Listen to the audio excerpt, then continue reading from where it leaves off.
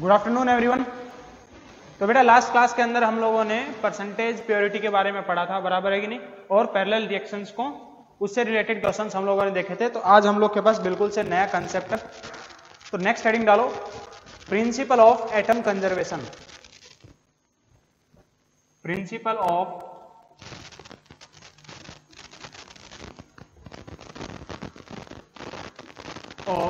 Atom conservation.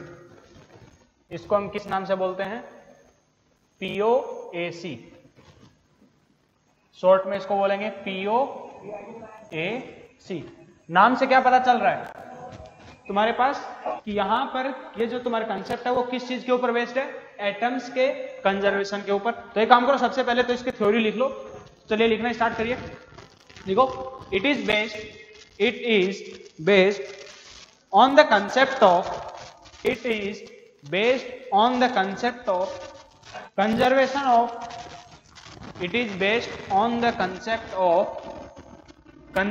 of mass। किसके ऊपर based है? Concept of conservation of mass. That is, अगर बेटा मास कंजर्व्ड है तो तुम्हारे पास एटम्स भी क्या होंगे? कंजर्व्ड होंगे। तो ये भी लिख लो, that is conservation of atoms. अगर तुम्हारे नंबर ऑफ एटम्स कंजर्व्ड है बेटा, तो नंबर ऑफ, अगर एटम्स कंजर्व्ड है तो मोल्स क्या होंगे? मोल्स भी कंजर्व्ड होंगे, क्योंकि मोल्स क्या होते हैं? Number of atoms upon Avogadro number, बराबर है कि नहीं? तो उससे आगे उसी में लिख लो कोमा करके, that is moles of atoms are also conserve. ठीक है, चलिए अब हम लोग ये POAC लगाएंगे कब, इसके बारे में चलो सेकंड पॉइंट लिखो। It is applicable on those atoms.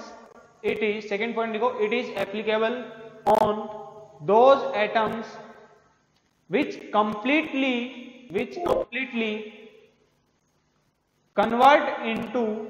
completely convert into products। मतलब रिएक्टेंट से उठ करके तुम्हारे पास अगर कोई एटम कंप्लीटली प्रोडक्ट की साइड में आ जाए, तब तुम्हारे पास प्रिंसिपल ऑफ एटम कंजर्वेशन मतलब POAC हम लोग लगाएंगे। कैसे लगाएंगे उसको अभी देखेंगे हम लोग। ठीक है, पहले उसके थ्योरी लिख लो। चलिए नेक्स्ट पॉइंट लिखो। सेकंड पॉइंट लिख लिया। तुम्हारे पास सेकंड पॉइंट क्या बोलता है कि कब लगाएंगे? जब तुम्हारे पास एटम्स कंप्लीटली रिएक्ट करके तुम्हारे किसके अंदर कन्वर्ट हो जाएं? प्रोडक्ट के अंदर कन्वर्ट हो जाएं, तब हम लोग प्रिंसिपल ऑफ एटम कंजर्वेशन लगाएंगे। नेक्स्ट पॉइंट लिखो, it is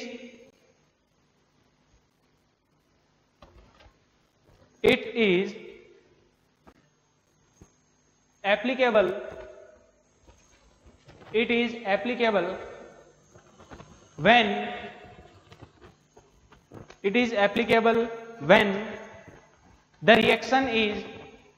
when the reaction is single step।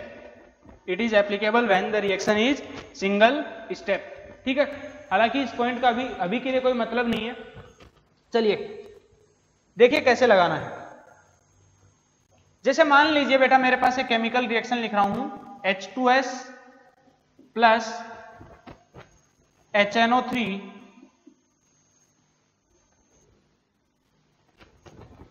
किसमें कन्वर्ट हो रहा है बेटा? NO में, प्लस सल्फर में और H2O में। सबसे पहले तो हमको principal of atom conservation POAC लगाने की जरूरत क्यों पड़ेगी? इससे पहले हमने जो लिमिटिंग रिएजेंट और जो रिएक्शंस का कंसेप्ट पढ़ा था उसको भी अप्लाई करके हम लोग क्वेश्चंस को सॉल्व कर सकते हैं। तो POAC हम स्पेशली कब लगाएंगे ये पॉइंट भी लिख लो। It is applied, next point लिख लो, it is applied when either the reaction is not given, or unable to balance it। या तो तुम्हारे पास रिएक्शन ना दिया गया हो, केवल फाइनल प्रोडक्ट दे दिया जाए, बराबर है कि नहीं। या फिर तुम्हारे पास जो रिएक्शन अगर दिया है उस रिएक्शन को बैलेंस करना अगर मुश्किल हो, समझ में आया कि नहीं, हो सकता है कि बैलेंस करना मुश्किल हो या फिर नामुमकिन हो कई रिएक्शंस के लिए, तो उस केस में हम लोग प्रिंसिपल ऑफ एटम कंजर्वेशन को अप्लाई करेंगे। ठीक है, कैसे अप्लाई करेंगे, देखिए जैसे मेरे पास ये केमिकल रिएक्शन लिखा हुआ है H2S plus HNO3 is converting into NO plus sulphur plus H2O। अब यहां पर ध्यान से देखूं तो मैं चाहूं तो इस रिएक्शन को बैलेंस कर सकता हूं, ठीक है, लेकिन मेरे को क्या करना है, रिएक्शन को बैलेंस करके सोल्व नहीं करना। ठीक है, तो यहां पर मैं POAC लगाऊंगा। सबसे पहले ये बताइए इस रिएक्शन के अंदर कौन कौन से एटम्स इन्वॉल्व हैं, तो तुम्हारे पास एटम्स इन्वॉल्व इन रिएक्शन वो कौन कौन से हैं बेटा, यहां पर हाइड्रोजन एटम इन्वॉल्व है, सल्फर एटम इन्वॉल्व है, नाइट्रोजन एटम इन्वॉल्व है और ऑक्सीजन एटम, ये 4 एटम्स तुम्हारे पास इस पूरी रिएक्शन के अंदर इन्वॉल्व है। ठीक है, तो यहां पर सबसे पहले इंडिविजुअल हम लोग एटम्स के ऊपर POAC लगाएंगे। तो सबसे पहले देखिए, जैसे मैं मान लीजिए हाइड्रोजन के ऊपर POAC लगाता हूं, POAC ऑन हाइड्रोजन, तो कैसे लगाऊंगा POAC, ध्यान से सुनिए। सबसे पहले ये बताइए रिएक्टेंट साइड के अंदर तुम्हारे पास हाइड्रोजन किस किस के अंदर प्रेजेंट है, H2S में और HNO3, इन दोनों के अंदर हाइड्रोजन प्रेजेंट है, बराबर है कि नहीं। तो यहां पर तुम्हारे पास H2S के एक H2S के अंदर कितने हाइड्रोजन है बेटा, 2 हाइड्रोजन। तो तुम्हारे पास POAC on hydrogen reactant side में वो कितने, 2 into moles of H2S plus reactant side के अंदर और हाइड्रोजन कहां पे प्रेजेंट है बेटा, HNO3 में। HNO3 के अंदर एक HNO3 में कितने हाइड्रोजन है, 1 इंटू मोल्स ऑफ HNO3, बराबर है कि नहीं।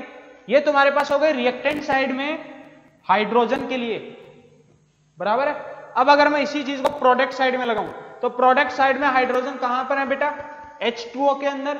यहां पर एक H2O में हाइड्रोजन कितने, 2 इंटू मोल्स ऑफ H2O, ये हो गया तुम्हारे पास POAC ऑन हाइड्रोजन। जैसे मान लीजिए मैं लगाता हूं सल्फर के ऊपर POAC, क्या, सल्फर के ऊपर POAC, तो सल्फर के ऊपर POAC कैसे लगाऊंगा, रिएक्टेंट साइड में सल्फर कहां पर प्रेजेंट है बेटा, H2S के अंदर। H2S, एक H2S के अंदर सल्फर कितने हैं, 1 into moles of H2S। Reactant side में और कहीं पे सल्फर है क्या, नहीं है, इक्वल्स टू। अब प्रोडक्ट साइड में देखो, प्रोडक्ट साइड में सल्फर कहां पर है, केवल यहां पर। ठीक है, कितने sulphur, 1 into moles of sulphur, ये हो गया किसके लिए, POAC फॉर सल्फर। चलिए थर्ड एटम है नाइट्रोजन। जैसे मान लीजिए नाइट्रोजन के लिए मेरे को अगर POAC लगाना है तो कैसे लगाऊंगा, ध्यान से देखिए, रिएक्टेंट साइड के अंदर तुम्हारे पास नाइट्रोजन कहां पर है, HNO3 में। एक HNO3 मॉलिक्यूल के अंदर कितने नाइट्रोजन के एटम्स है बेटा, एक एटम है, 1 into moles of HNO3 equals to, product side में नाइट्रोजन कहां पर है, NO के अंदर। चलिए NO में एक नाइट्रोजन है इंटू मोल्स ऑफ NO, बराबर है। चलिए नाइट्रोजन के ऊपर हो गया। अब अगर ऑक्सीजन के लिए निकालना है तो तुम्हारे पास ध्यान से देखो ऑक्सीजन कहां कहां प्रेजेंट है, रिएक्टेंट साइड में केवल HNO3 के अंदर। एक HNO3 में कितने ऑक्सीजन है, 3, तो 3 into moles of HNO3 equals to. अब तुम्हारे प्रोडक्ट साइड में ऑक्सीजन किधर किधर प्रेजेंट है बेटा, NO के अंदर है और H2O में। तो सबसे पहले NO के लिए, एक NO के अंदर कितने ऑक्सीजन है, 1 into moles of NO plus तुम्हारे पास H2O के अंदर कितने oxygen, 1 into moles of H2O। तो इस हिसाब से हमको क्या करना है, POAC को अप्लाई करना है। ठीक है, तो ये कुछ पॉइंट्स थे POAC के लिए, कैसे अप्लाई करना है उसको बताया। एक काम करो, इसको फटाफट नोट करो, एक और रिएक्शन के थ्रू हम लोग देखते हैं, उसके बाद क्वेश्चंस करना स्टार्ट करें। फटाफट नोट करिए।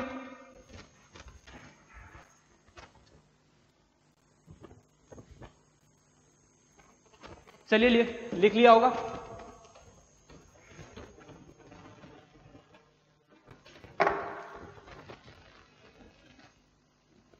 नेक्स्ट हमारे पास रिएक्शन है KClO3 is getting converted into KCl plus oxygen. इसके अंदर कौन कौन से एलिमेंट्स हैं? जो सेकेंड रिएक्शन मैंने दिया है KClO3 से कन्वर्ट हो रहा है KCl प्लस ऑक्सीजन में, यहां पर कौन कौन से एलिमेंट हैं? पोटेशियम, क्लोरीन और ऑक्सीजन। तो बेटा POAC कभी भी लगाना हो तो जो मैंने बताया कि तुम्हारा ये जो POAC लगेगा वो अनबैलेंस्ड केमिकल इक्वेशन के ऊपर लगेगा, कभी भी रिएक्शन को बैलेंस करने की जरूरत नहीं पड़ेगी। अगर POAC लगा रहे हो तो रिएक्शन को बैलेंस करने की जरूरत नहीं है। अगर लिमिटिंग रिएजेंट के कंसेप्ट से क्वेश्चन को सोल्व कर रहे हो तो तुमको रिएक्शन को बैलेंस करने की जरूरत पड़ेगी। ठीक है, चलिए सबसे पहले यहां पर देखिए POAC लगाते हैं।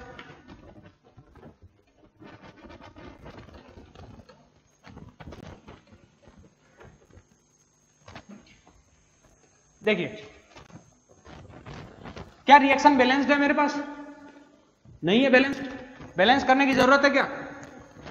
कोई जरूरत नहीं है। क्यों? क्योंकि तुम्हारे पास जो POAC लगाएंगे वो किसके ऊपर लगाएंगे? अनबैलेंस्ड केमिकल इक्वेशन के ऊपर। सबसे पहले लगाते हैं POAC किसके लिए? मान लीजिए मैं लगाता हूं पोटेशियम के लिए, बराबर है। तो सबसे पहले यहां पर रिएक्टेंट साइड के अंदर जो तुम्हारे पास पोटेशियम है वो कितने हैं? 1 into moles of KClO3 equals to, reactant side में इसके अलावा कोई और नहीं है। प्रोडक्ट साइड में पोटेशियम कहां पर है बेटा? केवल KCl के अंदर। KCl में एक KCl में कितने potassium? 1 into moles of KCl, बराबर है। ठीक है, फिर मान लीजिए क्लोरीन के लिए मैं अगर POAC लगाता हूं तो क्लोरीन के लिए POAC कैसे लगाऊंगा बेटा? रिएक्टेंट साइड के अंदर कितने क्लोरीन? 1 into मोल्स ऑफ यहां पर KClO3। ठीक है, प्रोडक्ट साइड में फिर से 1 into मोल्स ऑफ KCl, बराबर है। अगर मैं ऑक्सीजन के लिए POAC लगाऊं तो कैसे लगाऊंगा? KClO3 में कितने oxygen? 3 into moles of KClO3 equals to, यहां पर ऑक्सीजन कहां पर है? O2 में। O2 के अंदर कितने ऑक्सीजन? 2, तो 2 into मोल्स ऑफ O2। ये हो गया मेरे पास POAC। हर एक एटम के ऊपर अप्लाई कर दिया। ठीक है, फटाफट नोट करिए, इसके बाद क्वेश्चन करते हैं। चलिए क्वेश्चन लिखिए। सबसे पहला question, 10 gram of calcium 10 gram of calcium is reacted with 10 gram of calcium is reacted with excess of oxygen is reacted with excess of oxygen is reacted with excess of oxygen. Calculate the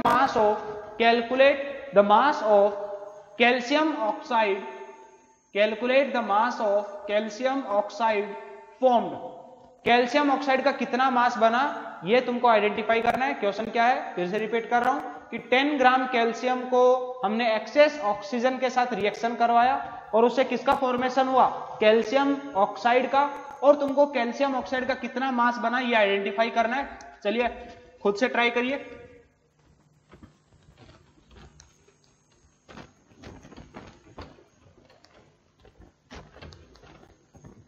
देखिए कैसे करेंगे। क्या है? Calcium, उसका हमने reaction करवाया किसके साथ? एक्सेस ऑक्सीजन, मतलब Ca प्लस O2। उससे क्या बना? CaO। अब चाहो तो इस रिएक्शन को तुम लोग बैलेंस भी कर सकते हो। कोई अगर POAC से नहीं करना चाहता तो क्या करेगा? बैलेंस भी कर सकता है। तो एक काम करते हैं, पहले POAC से करके देखते हैं, उसके बाद जो पहले कंसेप्ट सीखा था उससे भी करेंगे। ठीक है, यहां पर कैल्शियम का मास कितना दिया है बेटा? 10 ग्राम। कितना मास दिया है? 10 ग्राम। और बोला है एक्सेस ऑफ ऑक्सीजन। अगर ऑक्सीजन एक्सेस में है तो तुम्हारे पास जो रिएक्टेंट खत्म हुआ वो कौन हुआ? कैल्शियम। मतलब कैल्शियम कंप्लीटली किसमें कन्वर्ट हो चुका है? प्रोडक्ट के अंदर। और याद करो अभी मैंने थोड़ी देर पहले POAC के अंदर पॉइंट्स में लिखवाया था कि POAC हम उन एटम्स के ऊपर लगाएंगे जो तुम्हारे कंप्लीटली रिएक्ट होकर के प्रोडक्ट के अंदर कन्वर्ट हो जाए। बराबर है कि नहीं? ये इंफॉर्मेशन या तो तुमको क्वेश्चन में डायरेक्टली दी जाएगी या फिर इनडायरेक्टली दी जाएगी। यहां पर जो इंफॉर्मेशन दिया गया है वो इनडायरेक्टली दिया है। कैसे कि एक्सेस ऑफ ऑक्सीजन, अगर ऑक्सीजन एक्सेस में है तो तुम्हारे पास कैल्शियम क्या है, लिमिटेड अमाउंट में, मतलब वो पूरा का पूरा कन्वर्ट हो चुका है किसमें, प्रोडक्ट के अंदर। ठीक है, चलिए सबसे पहले क्या करोगे, यहां पर मोल्स ऑफ कैल्शियम निकालते हैं। मोल्स ऑफ कैल्शियम वो कितने होंगे बेटा, कैल्शियम का मोल तुम्हारा एटॉमिक मास कितना होता है 40, 10/40 मींस मोल्स कितने 1/4। किसके ऊपर पीओएसी लगाएंगे, पीओएसी ऑन कैल्शियम। कैसे लगाऊंगा, कैल्शियम के कितने atoms 1 into moles of calcium equals to product side में CaO कैल्शियम ऑक्साइड, उसके अंदर उसके कितने एटम्स है 1 इंटू मोल्स ऑफ CaO। ठीक है, मोल्स ऑफ कैल्शियम हम लोग ऑलरेडी कैलकुलेट कर चुके हैं, 1 into 1/4 equals to 1 into moles of CaO। अब यहां पर पूछा क्या है, तुमको मास पूछा है किसका, कैल्शियम ऑक्साइड का। अगर उसके मोल्स आ गए तो मास भी आ सकता है। तो mass of CaO, mass of CaO calcium oxide वो कितना हो जाएगा बेटा 1/4 इंटू इसका मॉलिक्यूलर मास। मॉलिक्यूलर मास कितना होगा कैल्शियम का 40 + 16, 40 + 16 कितना 56। तो 56/4 कितना हो जाएगा 1 और 4 14 ग्राम। तो तुम्हारे पास कैल्शियम ऑक्साइड का कितना मास फॉर्मेशन हुआ 14 ग्राम। एक काम करिए, ये इसको फटाफट नोट करो, ये तो हमने लगाया पीओएसी से। अगर हमको पीओएसी नहीं लगाना हो तो इस क्वेश्चन को कैसे सॉल्व करेंगे उसको भी देखते हैं। चलिए फटाफट नोट करो।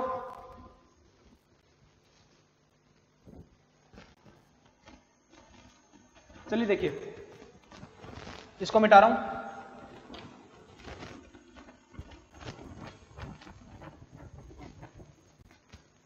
क्या दिया है, इसके 1/4 मोल्स।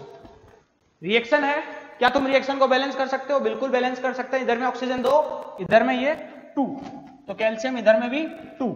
ये हो गया मेरे पास बैलेंस रिएक्शन। ऑक्सीजन क्या है एक्सेस में, तो यहां पर लिमिटिंग रिएजेंट कौन है कैल्शियम। इसका मतलब क्या है कि कैल्शियम अगर लिमिटिंग रिएजेंट है तो ये कंप्लीटली रिएक्ट होगा। तो देखो इसके 2 मोल से इसके कितने मोल का फॉर्मेशन होता है कैल्शियम ऑक्साइड के 2 मोल्स का। तो 1 मोल से कितने मोल का फॉर्मेशन होगा 2/2। यहां पर कैल्शियम के इनिशियली मोल्स कितने हैं बेटा 1/4। तो CaO के कितने मोल्स का फॉर्मेशन होना चाहिए 1/4 मोल्स का, बराबर है कि नहीं। अगर 1/4 मोल्स का फॉर्मेशन हो रहा है तो यहां से मास भी निकल जाएगा। देखो एग्जैक्टली सेम आ रहा है वैल्यू 1/4 इंटू 56 इसका मॉलिक्यूलर मास मतलब 14 ग्राम। ठीक है, चलिए नेक्स्ट क्वेश्चन लिखो, क्वेश्चन नंबर 2 लिखिए, लिखो 27.6 ग्राम 27.6 ग्राम 27.6 ग्राम of K2CO3 27.6 gram of K2CO3 undergoes a sequence of reactions 27.6 gram of K2CO3 undergoes a sequence of reactions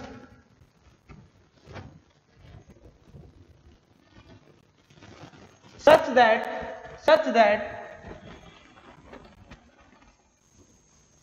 all carbon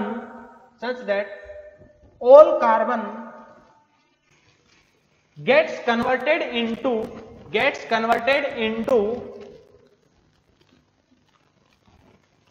किसमें K2Zn3 FeCN6 whole twice। ठीक है, calculate the mass of K2Zn3 FeCN6 whole twice formed।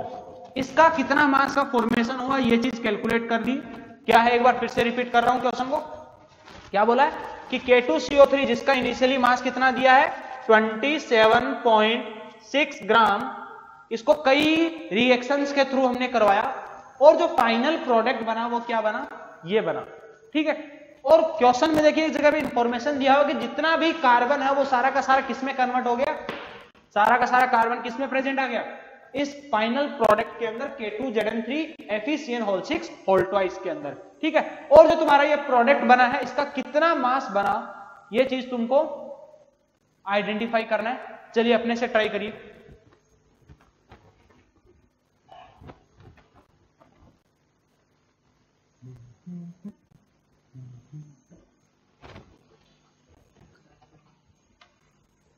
तो यहां पर question में indirectly hint दिया है, वो क्या दिया है,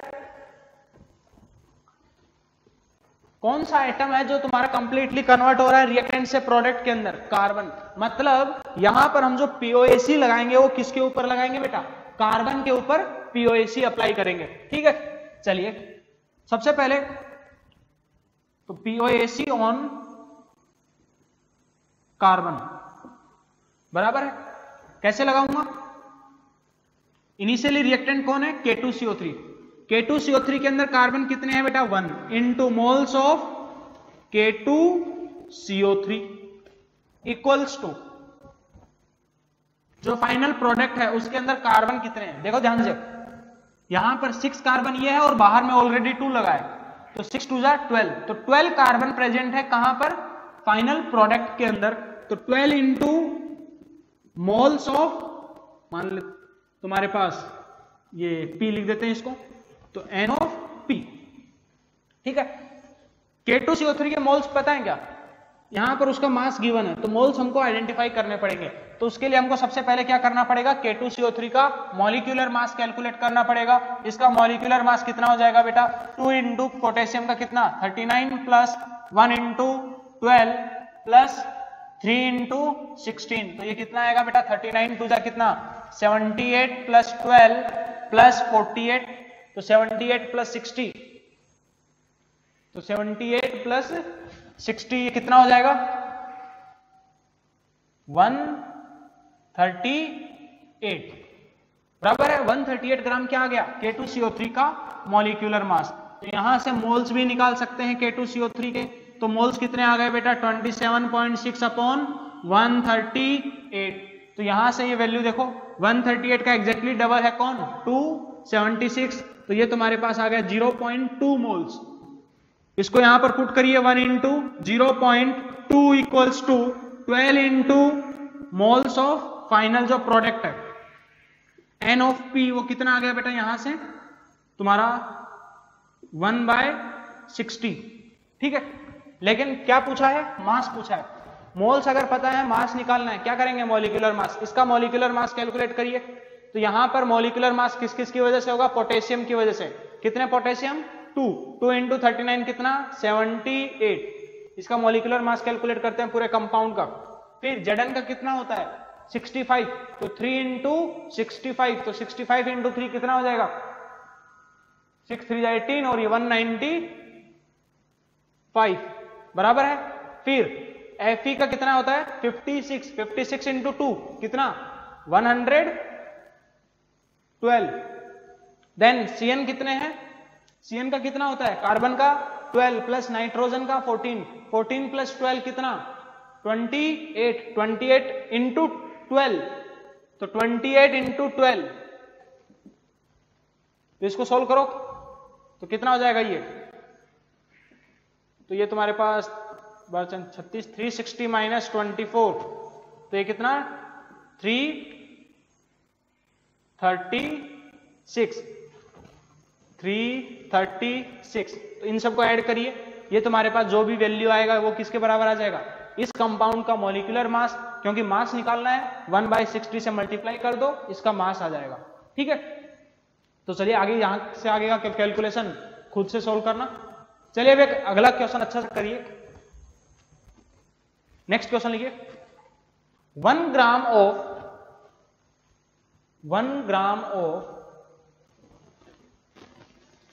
नेक्स्ट क्वेश्चन लिखो, 1 ग्राम ऑफ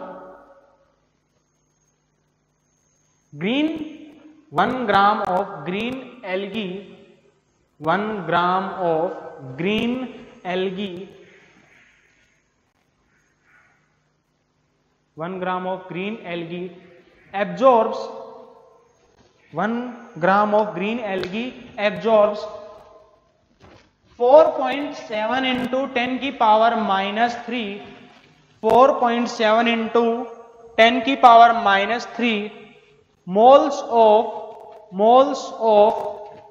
CO2, 4.7 इंटू 10 की पावर -3 मोल्स ऑफ CO2 पर आर, मोल्स ऑफ CO2 पर are,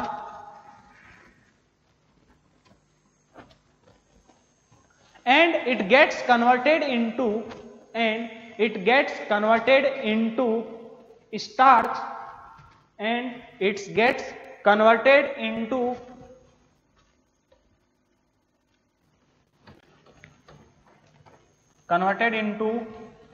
starch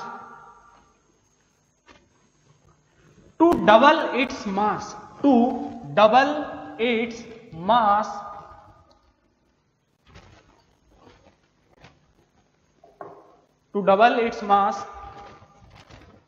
such that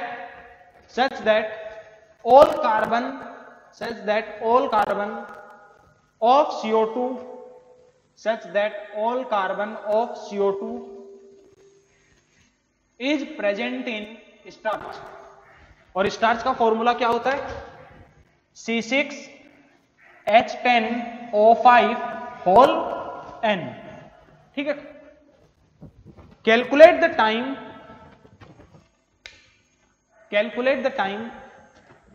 required for this, देखिए क्वेश्चन क्या बोल रहा है।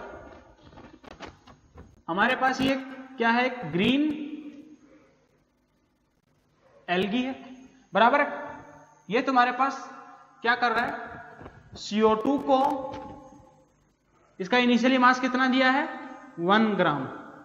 ये क्या है तुम्हारे पास? ग्रीन एल्गी है, ठीक है। ये क्या कर रहा है? CO2 को एब्जॉर्ब कर रहा है। अच्छा क्वेश्चन है। 1 ग्राम है तुम्हारे पास, और इसमें जो भी कार्बन प्रेजेंट है वो सारा का सारा किस में कन्वर्ट हो जा रहा है? स्टार्च के अंदर।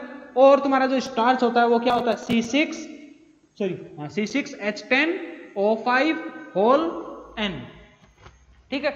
यह है तुम्हारे पास स्टार्च। किस हिसाब से? कि तुम्हारे पास जो एल्गी है उसका मास क्या हो रहा है? डबल हो रहा है।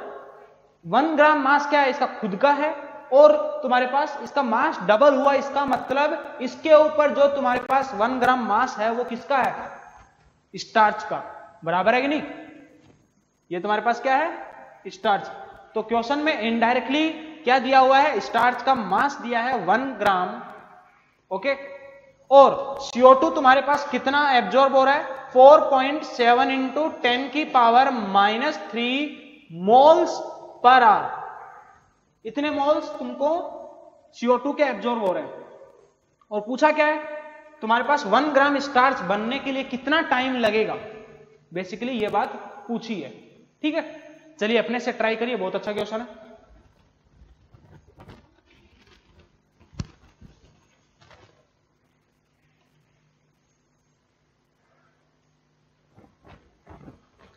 तो क्या है क्वेश्चन के अंदर? खुद से ट्राई करिए।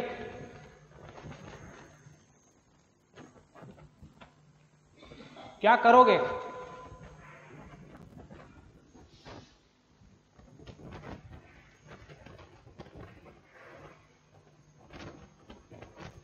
POAC लगाना पड़ेगा, बराबर है कि नहीं? क्योंकि रिएक्शन क्या हो रहा है नहीं पता, बराबर है कि नहीं? ऐसे क्वेश्चंस में हमारे POAC के अलावा कोई और ऑप्शन बचता ही नहीं है जिससे तुम क्वेश्चन को सोल्व करो। केवल POAC अप्लाई करके क्वेश्चन को सोल्व कर सकते हैं। तो यहां पर हम क्या करेंगे? कार्बन के ऊपर POAC लगाना पड़ेगा, क्योंकि तुमको क्वेश्चन में डायरेक्टली इंफॉर्मेशन दिया है कि जो कार्बन जितना भी तुम्हारा एब्जॉर्ब हो रहा है वो कितना किस में कन्वर्ट हो रहा है? तुम्हारा स्टार्च के अंदर, ठीक है। और CO2 का कितना मास एब्जॉर्ब हुआ, उसके कितने मोल्स एब्जॉर्ब हुए, ये बात नहीं पता है हमको। तो क्या करेंगे? चलिए POAC लगाते हैं किसके ऊपर? कार्बन के ऊपर। POAC on carbon. सबसे पहले तुम्हारा POAC लगाएंगे। इनिशियली रिएक्टेंट कौन है? CO2, ठीक है। ठीक, 1 इंटू CO2 के कितने मोल्स एब्जॉर्ब हो रहे हैं? Moles of CO2 equals to, finally तुम्हारे पास इसके लिए कितने कार्बन है यहां पर, स्टार्च के अंदर कितने कार्बन है बेटा, 6 कार्बन यहां पर और n बाहर में है, तो 6n, तो 6n into moles of starch, क्या 6n into moles of starch. अब मोल्स ऑफ स्टार्च निकालने के लिए हमको यहां पर क्या दिया हुआ है, उसका मास दिया है। तो एक काम करते हैं, सबसे पहले स्टार्च का मॉलिक्यूलर मास निकालते हैं। देखिए मॉलिक्यूलर मास कैसे निकालूंगा, कार्बन का कितना 6 into 12 plus 10 into 1 plus 5 into 16 और इसको पूरे से किससे मल्टीप्लाई कर दें, n से।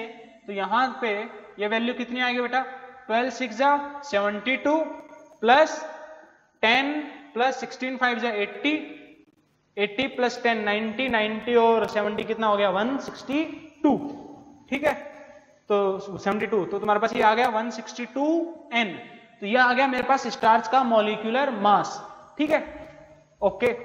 तो यहां से मोल्स ऑफ CO2 जो एब्जॉर्ब होंगे वो कितने आएंगे बेटा, 6n into moles of starch, उसका मास कितना है 1 अपॉन उसका मॉलिक्यूलर मास कितना है बेटा 162n। तो यहां से मेरे को यह पता चल गया CO2 का कितने मोल्स एब्जॉर्ब हो रहे हैं, n से n कट गया तो 6 अपॉन 162 बराबर है कि नहीं। ये मेरे पास मोल्स ऑफ CO2 जो तुम्हारे इनिशियली इस एल्गी के ऊपर एब्जॉर्ब हो रहे हैं ये है, ठीक है। क्वेश्चन क्या पूछा है, क्वेश्चन पूछा है कि कितना टाइम लगेगा। अब इसके आगे क्वेश्चन सॉल्व करना आसान है, कैसे देखिए यहां पे सॉल्व कर रहा हूं कि तुम्हारे पास क्वेश्चन में इंफॉर्मेशन क्या दिया है कि 4.7 इंटू 10 की पावर -3 मोल्स CO2 एब्जॉर्ब होने के लिए कितना टाइम लग रहा है 1 आवर। तो 1 मोल CO2 एब्जॉर्ब होने के लिए कितना टाइम लगेगा 1 अपॉन 4.7 इंटू 10 की पावर -3 आवर बराबर है कि नहीं। और CO2 के मोल्स कितने एब्जॉर्ब हुए 6 अपॉन 162, तो 6 upon 162 moles of CO2 will absorb in 6 upon 162 into 4.7 into 10 की पावर -3 आवर। इसको आगे फर्दर सोल्व कर लेना, तो तुम्हारे पास इतना टाइम रिक्वायर्ड होगा ताकि 1 ग्राम स्टार्च इस जो एल्गी है उसके ऊपर जाकर के एब्जॉर्ब हो जाए, ठीक है। स्टार मार्क कर लेना इस क्वेश्चन को। चलिए फटाफट नोट करो, यूएससी खत्म करेंगे आज। नोट कर लिया, चलिए फटाफट नोट करिए। चलिए अगला क्वेश्चन करिए, नेक्स्ट क्वेश्चन लिखो, थोड़ा आसान क्वेश्चन देते हैं। लिखो all carbon atoms present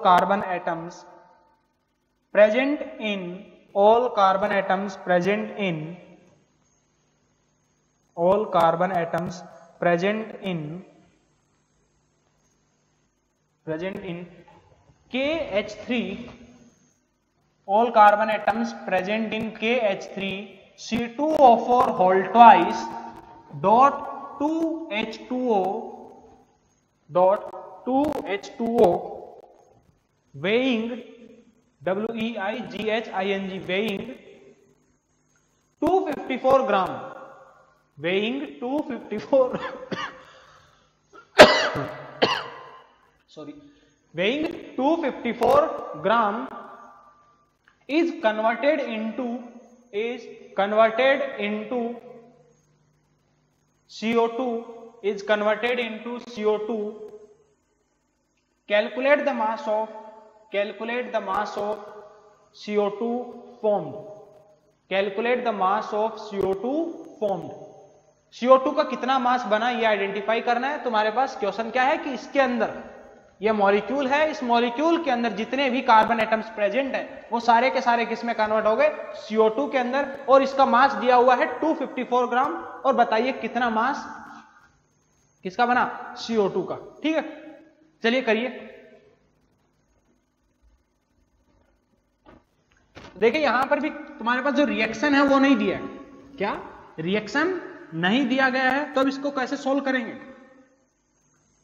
एक ही जरिया है हमारे पास अब इसको सोल्व करने का, वो क्या है POAC। और क्वेश्चन में हिंट दिया हुआ है पीओएसी अप्लाई करने के लिए कि जितने भी कार्बन एटम्स हैं वो तुम्हारे किस में कन्वर्ट हो रहे हैं, तुम्हारे CO2 के अंदर कन्वर्ट हो रहे हैं। मतलब एक जो एटम है कार्बन वो तुम्हारा पूरा का पूरा रिएक्टेंट साइड से प्रोडक्ट साइड में कन्वर्ट हो रहा है। ठीक है, तो ये पीओएसी के रूल्स में मैंने लिखवाया था। तो चलिए देखिए, तो सबसे पहले क्या दिया है, इसका मास दिया है 254 ग्राम। मॉलिक्यूल क्या है, KH3C2O4 whole twice dot 2H2O। इसमें सारा का सारा कार्बन किस में कन्वर्ट हो रहा है, CO2 के अंदर। ठीक है, रिएक्शन को बैलेंस करने, रिएक्शन पता ही नहीं है, बैलेंस करने की जरूरत भी नहीं है, और तुम्हारे पास फाइनल प्रोडक्ट पता है और इनिशियली प्रोडक्ट पता है जिसमें कार्बन प्रेजेंट है, वो गिवन है। इसका मास कितना दिया है, 254 ग्राम। क्या करेंगे, पीओएसी लगाएंगे किसके ऊपर, पीओएसी ऑन कार्बन, बराबर है। चलिए, तो सबसे पहले रिएक्टेंट साइड में कार्बन के कितने एटम्स है बेटा, देखो C2O4, एक C2O4 में कितने कार्बन है, 2। कितने C2O4 है, 2 है, तो तुम्हारे पास एक में 2, तो 2 के अंदर कितने, 4। तो 4 इंटू मोल्स ऑफ तुम्हारा KH3C2O4 whole twice dot 2H2O equals to तुम्हारे पास CO2 के अंदर कार्बन के कितने एटम्स है बेटा, 1 इंटू मोल्स ऑफ CO2, और निकालना क्या है, मास ऑफ CO2 निकालना है। अगर मोल्स ऑफ CO2 आ जाएंगे तो मास ऑफ CO2 भी बड़े आसानी से कैलकुलेट कर सकते हैं, लेकिन यहां पर इसके लिए इसके मोल्स पता है क्या, मोल्स नहीं पता है, लेकिन कैलकुलेट कर सकते हैं क्योंकि उसका मास दिया है। मास दिया है तो मॉलिक्यूलर मास हमको क्या करना पड़ेगा, कैलकुलेट करना पड़ेगा। कैसे कैलकुलेट करेंगे, 1 इंटू पोटेशियम का कितना 39 प्लस हाइड्रोजन कितने यहाँ पर, ये देखो 3 इंटू 1 प्लस C2O4 का कितना होता है, कार्बन कितने टोटल 4, 4 इंटू 12 प्लस ऑक्सीजन यहाँ पर 8 इंटू 16 प्लस H2O कितने 2 इंटू 18, इन सबको ऐड करो, ये सारा का सारा वैल्यू ऐड करने पर कितना आएगा, एग्जैक्टली 254 ग्राम। ठीक है, इसको ऐड करना, तुम्हारे पास कितना आएगा ये वैल्यू 254 ग्राम। अगर मेरे पास इसका मॉलिक्यूलर मास 254 ग्राम है, इसका जो गिवन मास है वो भी कितना है 254 ग्राम, तो मोल्स कितने आ गए 254 अपॉन 254 मतलब 1। तो यहां पर 4 into 254 by 254 equals to 1 into moles of CO2 के लिए, मोल्स की जगह मैं क्या लिख सकता हूं, mass of CO2, W of CO2 upon molecular mass कितना 44। तो यहां से वेट ऑफ CO2 फॉर्म्ड वो कितना आ गया बेटा 4 इंटू 44, 4 इंटू 44 कितना होगा ये 176 ग्राम। तो तुम्हारे पास CO2 का कितना मास फॉर्मेशन हुआ 176 ग्राम। ठीक है, चलिए एक और लास्ट क्वेश्चन लिखिए, 6 gram of carbon, 6 gram of carbon, 6 gram of carbon react, 6 gram of carbon react abruptly, 6 gram of carbon react abruptly with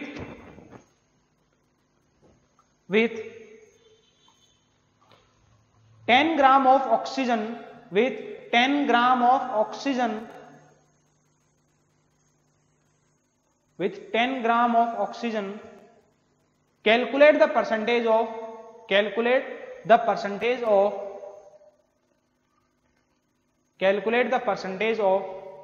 carbon monoxide, calculate the percentage of carbon monoxide, formula क्या होता है CO, bracket में लिख लेना CO, calculate the percentage of carbon monoxide formed, carbon monoxide का कितना percentage बना, इस चीज को आइडेंटिफाई करना है। और ये मान के चलो कि तुम्हारे पास जो रिएक्टेंट है कार्बन और ऑक्सीजन वो कंप्लीटली क्या हो चुके हैं, कंज्यूम हो चुके हैं। ठीक है, चलिए इसको सोल्व करिए, देखते हैं कितने लोग सोल्व कर पाते हैं।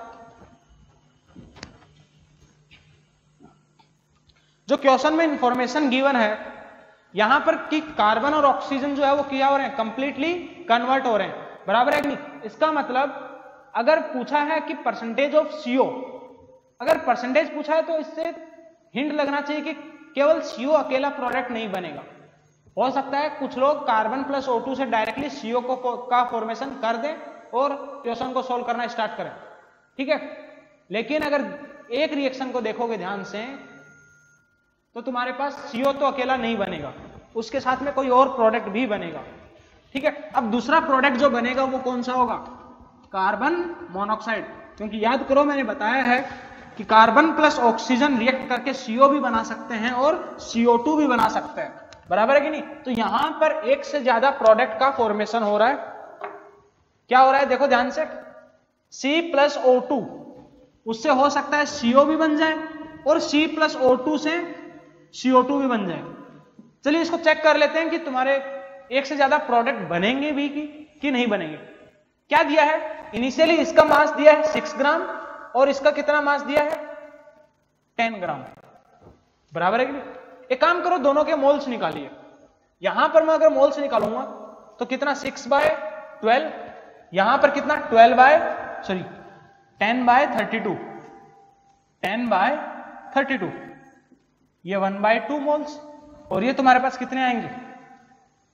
तुम्हारा 10/32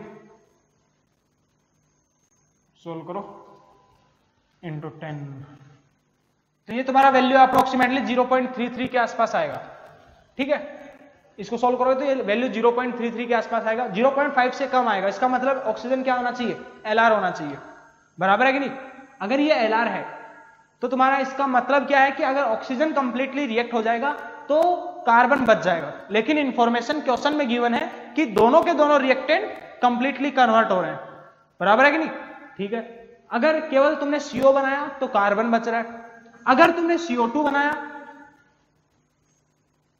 CO यहां पर है तुम्हारा, ये लीजिए 2, तो ये 1/4, इसके मोल से 1/2, LR निकालोगे तो सर यहां पर कार्बन तुम्हारा पास क्या आएगा? LR आएगा। कार्बन अगर LR है इसका मतलब यहां पर कार्बन रिएक्ट कर रहा है तो ऑक्सीजन एक्सेस में बच रहा है। ठीक है, लेकिन दोनों रिएक्टेंट कंप्लीटली रिएक्ट करवाने हैं तो केवल CO तो नहीं बनेगा। चलिए अगर CO2 केवल बनता है कि नहीं, इस चीज को भी देख लेते हैं। कार्बन के फिर से यहां पर मोल्स कितने? ऑलरेडी रिएक्शन बैलेंस्ड है, कितने तुम्हारे पास? 1/2 मोल्स और इसके कितने मोल्स? 10/32 मोल्स। इस बार LR कौन है? ऑक्सीजन इस बार LR है, तो इस बार कार्बन बच रहा है, पहले बार ऑक्सीजन बच रहा था। तो हमको तो क्या चाहिए कि दोनों के दोनों रिएक्टेंट्स कंप्लीटली कंज्यूम हो जाए, बराबर है कि नहीं? तो इसके लिए हमको सबसे पहले तो एक ही रिएक्शन से दोनों के दोनों प्रोडक्ट का फॉर्मेशन होगा। ये चीज हमको यहां से पता चली, समझे कि नहीं? क्योंकि अगर एक एक इंडिविजुअल प्रोडक्ट को बना करके देख रहे हैं तो तुम्हारे पास कोई ना कोई रिएक्टेंट बच रहा है। तो यहां से सबसे पहले ध्यान से देखें तो कार्बन प्लस ऑक्सीजन मिलकर के तुम्हारे क्या बना रहे हैं? CO भी बना रहे हैं और CO2 भी बना रहे हैं। और यहां पर कार्बन का मास कितना दिया है? 6 ग्राम और यहां पर इसका मास कितना दिया है? 10 ग्राम, बराबर है कि नहीं? और पूछा क्या है? CO का परसेंटेज। अब देखिए इसके कितने मोल्स बन रहे हैं। अगर ये कंप्लीटली रिएक्ट हो रहे हैं तो फाइनली तुम्हारे पास रिएक्शन में कौन कौन प्रेजेंट है? CO प्रेजेंट है और CO2 प्रेजेंट है। ठीक है, तो मान लेते हैं CO के कितने मोल्स बन रहे हैं? A मोल्स, और CO2 के कितने मोल्स बन रहे हैं बेटा? B moles. तो परसेंटेज ऑफ CO2 किसके बराबर होगा? सॉरी, CO का परसेंटेज वो किसके बराबर होगा? उसके मोल्स कितने? A अपॉन फाइनली कितने मोल्स हैं? A plus B into 100। ये तुम्हारे पास होगा CO का परसेंटेज। और तुम्हारे पास A और B इन दोनों का वैल्यू ही हमको नहीं पता है। चलिए उसके लिए हमको क्या करना पड़ेगा? एक तो तुम्हारे पास तरीका है, सिंपल LRs के तरीके से जाओ, लिमिटिंग रिएजेंट के कंसेप्ट से क्वेश्चन उससे करना चाहो तो उससे भी कर सकते हो, लेंदी जाएगा, उसे भी करके दिखाएंगे। ठीक है, तो एक काम करते हैं, सबसे पहले हम लोग यहां पर POAC लगाते हैं। किसके ऊपर?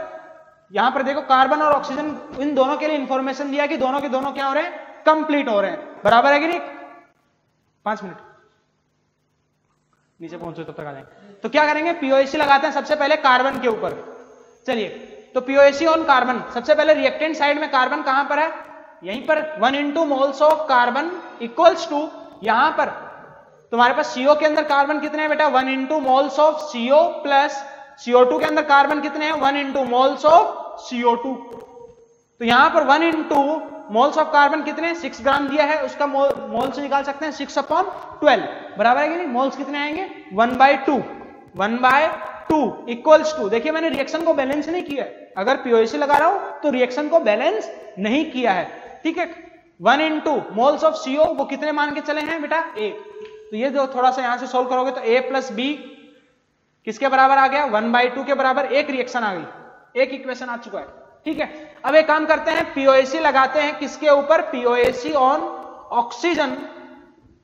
अगर बेटा ऑक्सीजन के ऊपर पीओएसी लगाएं तो रिएक्टेंट साइड में ऑक्सीजन कहां पर है, O2 के अंदर, तो यहां पर कितने 2 इंटू उसके मोल्स 10/32।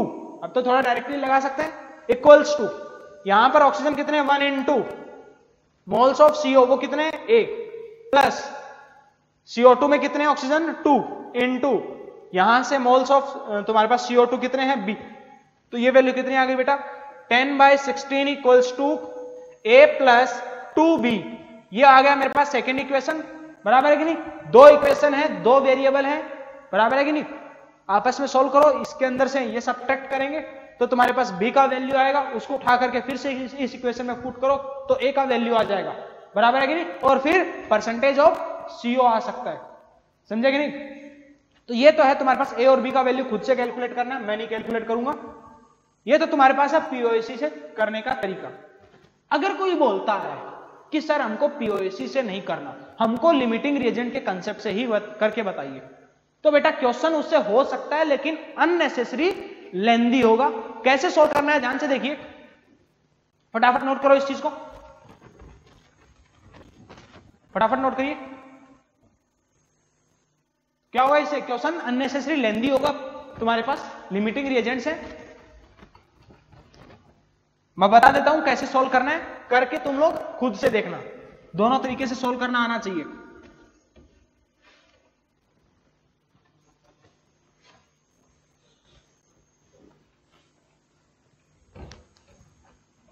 देखिए एक रिएक्शन लिखोगे कार्बन प्लस O2 से CO, एक रिएक्शन लिखोगे कार्बन प्लस O2 से CO2, बराबर है कि नहीं, ओके। फिर रिएक्शन को थोड़ा बैलेंस करोगे तो तुम्हारे पास ये 2, नीचे वाला रिएक्शन ऑलरेडी बैलेंस्ड है। लिमिटिंग रिएजेंट के कंसेप्ट से सोल्व कर रहे हैं तो रिएक्शन बैलेंस करना पड़ रहा है मेरे को, बराबर है कि नहीं। अब यहां पर इसका कितना मोल्स बनेगा, इसका कितना मोल्स बनेगा, हमको यही आइडेंटिफाई करना है ना। तो क्या करेंगे, अब उसके लिए हमको यहां पर यह नहीं पता है कि इस रिएक्शन में कार्बन का कितना मास रिएक्ट कर रहा है, इस रिएक्शन में कार्बन का कितना मास रिएक्ट कर रहा है, बराबर है कि नहीं। तो उसके लिए हम लोग क्या करेंगे, मान लेते हैं इस रिएक्शन में x ग्राम कार्बन रिएक्ट करता है, बराबर है कि नहीं, क्या x ग्राम कार्बन रिएक्ट करता है, तो यहां पर कितना ग्राम बचा हुआ कार्बन, मतलब 6 माइनस x ग्राम कौन सा कार्बन यहां पर रिएक्ट करेगा, बराबर है कि नहीं। चलिए तुम्हारे पास यहां से क्या करोगे, मोल्स निकालोगे। देखो तरीका बता रहा हूं, अपने से सोल्व करना है इसको। क्या करोगे, यहां से x ग्राम है तो इसके मोल्स निकालो, 2 ग्राम 2 मोल इसके 1 मोल के साथ रिएक्ट करते हैं, बराबर है कि नहीं, 2 मोल्स इसके 1 मोल के साथ रिएक्ट करते हैं, तो x/12 मोल्स, यहां पर मोल्स कितने आएंगे इसके, यहां पर इसके जो मोल्स आएंगे कार्बन के वो कितने आएंगे बेटा x/12, और यहां पर जो मोल्स आएंगे कार्बन के वो कितने आएंगे 6 माइनस x/12। तो 2 मोल्स इसके 1 मोल के साथ रिएक्ट करते हैं, तो 1 मोल कितने मोल्स के साथ रिएक्ट करेंगे 1/2 इंटू, और फिर इतने मोल्स x/12, इतने मोल्स ऑक्सीजन के पहले रिएक्शन में रिएक्ट करेंगे। दूसरी रिएक्शन के अंदर तुम्हारे पास ऑक्सीजन के कितने मोल्स रिएक्ट करेंगे बेटा, इसका 1 मोल इसके 1 मोल के साथ रिएक्ट करता है, तो 6 माइनस x/12 मोल्स, कितने मोल्स ऑक्सीजन के साथ रिएक्ट करेंगे, इतने मोल्स ऑक्सीजन के साथ, तो टोटल मोल्स कितने हैं ऑक्सीजन के, दोनों को ऐड कर दो, फिर ऑक्सीजन के मॉलिक्यूलर मास से मल्टीप्लाई करके देखो, बराबर है कि नहीं, क्या करो, फिर ऑक्सीजन के मॉलिक्यूलर मास से मल्टीप्लाई करके देखो, और वो जो मास है वो टोटल किसके बराबर होना चाहिए, 10 ग्राम के बराबर, क्योंकि टोटल मास तो कितना रिएक्ट कर रहा है ऑक्सीजन का 10 ग्राम, बराबर है। तो वहां से x का वैल्यू आएगा, समझे कि नहीं, और उस x का वैल्यू आने के बाद फिर देखो यहां से CO का कितना मास बनता है और यहां से CO2 का कितना मास बनता है, और उसके बाद परसेंटेज निकालना पड़ेगा। तो ऐसे करोगे तो तुम्हारा जो क्वेश्चन है वो अननेसेसरी लेंदी होगा। ऐसा नहीं है कि नहीं कर सकते, कर सकते हैं, अपने से ट्राई करना, ठीक है। तो आज के लिए हम लोग यहीं पे रोकते हैं, पीओएसी का कंसेप्ट हमारा कंप्लीट हो चुका है, बुकलेट से क्वेश्चन सोल्व करिए पीओएसी के, ठीक है। चलिए